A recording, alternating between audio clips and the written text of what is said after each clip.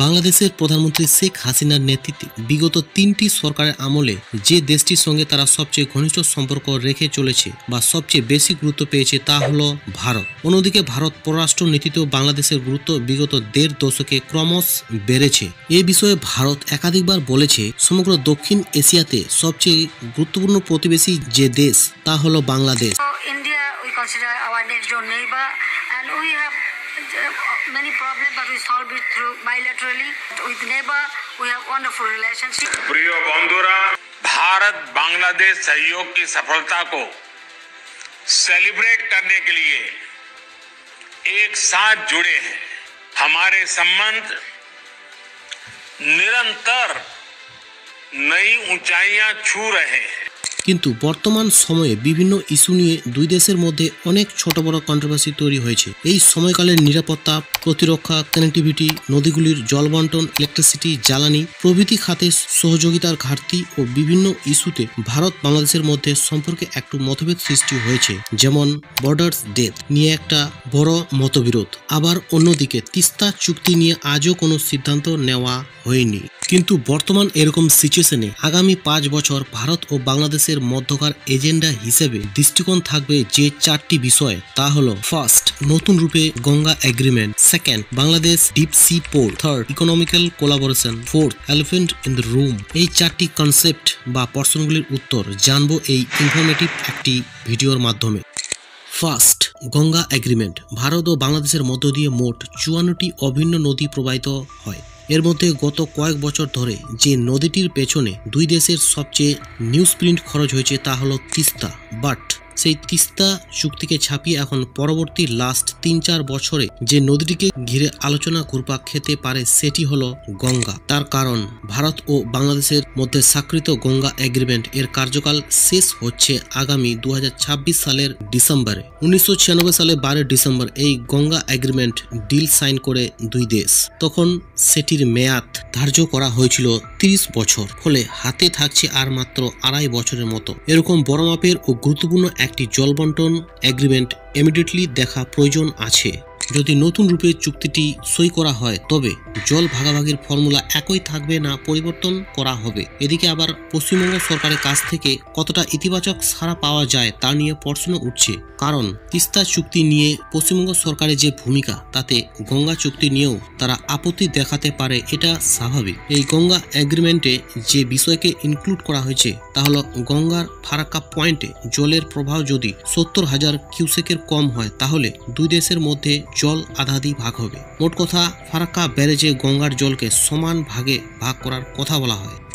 Second, Bangladesh deep sea port. বাংলাদেশের চট্টগ্রাম থেকে মাতার বাড়ি মাত্র 34 মাইল দূরে তৈরি হচ্ছে দেশের প্রথম গভীর সমুদ্র বন্দর বা ডিপ সি পোর্ট। বাংলাদেশের এই মেগা প্রজেক্টটি 2027 সালে কমপ্লিট করার কথা। প্রায় দীর্ঘ 10 বছর ধরে চলছে এর কাজ। বর্তমানে এই প্রজেক্টটি বাংলাদেশ জাপানের কাছ থেকে $28 বিলিয়ন অর্থাৎ 2800 করোড় খরচে গড়ে তোলা হচ্ছে। কিন্তু জাপান এখানে প্রধান সহযোগী দেশ হলেও মাতার বাড়িতে ভারতেরও বিরাট স্টেক আছে। বাংলাদেশের এই প্রজেক্টটি প্রথমে চীনের সাহায্য নেওয়ার প্রস্তাব উঠে আসে, কিন্তু পরে বাংলাদেশ সরকার সেই প্রস্তাবকে ইগনোর করে জাপানকে দায়িত্ব দেয়। এখানে ভারতের একটা বড় ভূমিকা ছিল, কারণ ভারত ও জাপানের বর্তমানের রিলেশন খুব স্ট্রং ও ফ্রেন্ডশিপ। আর ভারতও নির্ময়মান মাতান বাড়িকে তাদের ল্যান্ডস লক নর্থ ইস্ট বঙ্গোপসাগরের গেটওয়ে হিসেবে দেখা হচ্ছে।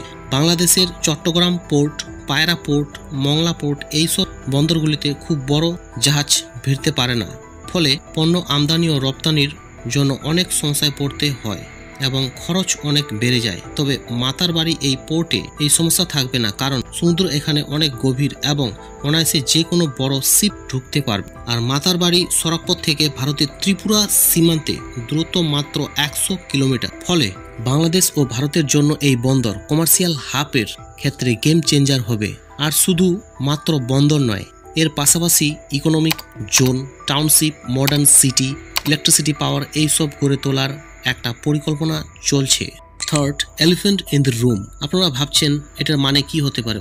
আমি বলছি, কোনো জটিল সমস্যা, কন্ট্রোভার্সি, কঠিন পরিস্থিতি যদি চলে বা থাকে কিন্তু তা নিয়ে প্রকাশ্যে কেউই কথা বলতে চায় না, সেই অবস্থাকে বোঝানোর জন্য ইংরেজিতে এলিফ্যান্ট ইন দ্য রুম এই ফেজটি ব্যবহার করা হয়। পলিটিক্যাল ডিপ্লোমেসিরা মনে করে ভারত ও বাংলাদেশের কূটনৈতিক সম্পর্কের মধ্যেও এরকম একটা এলিফ্যান্ট ইন দি রুম আছে, আর সেটা হলো চীন ফ্যাক্টর। ঘরের পাশে বাংলাদেশে চীন কতটা আর কিভাবে প্রভাব বিস্তার করতে চাইছে বা বেজিং কিভাবে ঢাকাকে কাছে টানার চেষ্টা করছে সেদিকে ভারত সবসময় নজর রাখছে। কিন্তু ফ্যাক্টর হলো এই বিষয়টা নিয়ে ওপেনলি কখনো মন্তব্য করা হয় না। অন্যদিকে বাংলাদেশ সবসময় চীন ও ভারতের মধ্যে একটা ব্যালেন্স ডিপ্লোমেসি বজায় রাখার চেষ্টা করে, কিন্তু ঢাকা ও দিল্লির সম্পর্কের মধ্যে চীন ফ্যাক্টর কোনোভাবে প্রভাব ফেলবে এটা তারা স্বীকার করতে চান না। এদিকে আবার রিসেন্ট বাংলাদেশে তিস্তা বহুমুখী প্রজেক্ট নির্মাণে চীনের আগ্রহ থাকলেও ভারতের কিন্তু আপত্তির কথা সামনে এসেছে অনেকবারই। Foreign policy expert Shubhrakamal Dutta জানায় বাংলাদেশকে যে চীনের সঙ্গে সম্পর্ক বজায় রেখেই চলতে হবে এটা ভারত খুব ভালোভাবেই জানে, কিন্তু বাংলাদেশে যদি চীন এমন কিছু করতে চায় যেটা ভারতের স্ট্র্যাটেজিক বা অর্থনৈতিক স্বার্থকে সরাসরি হুমকিতে ফেলবে সেটা কিন্তু ভারত অবশ্যই অ্যাড্রেস করবে।